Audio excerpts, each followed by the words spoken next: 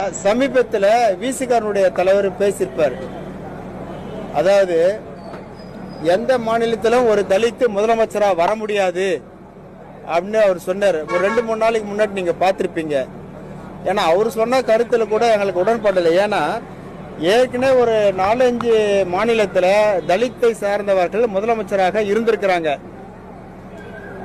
ஆனால் அவர் தமிழ்நாட்டில் முதலமைச்சர் இல்லைன்னு சொல்லியிருக்கலாம், அந்த மாதிரி குறிப்பிட்டு சொல்லலை.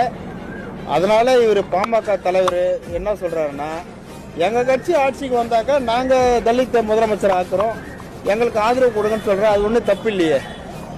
மற்ற கட்சி தலைவர்களை சொல்லலாம் இவ்வளோ தைரியமா. திமுகவில் சொல்லுவாங்களா, அதிமுகவில் சொல்லுவாங்களா, இல்லை வேற எந்த கட்சியில் சொல்லுவாங்க?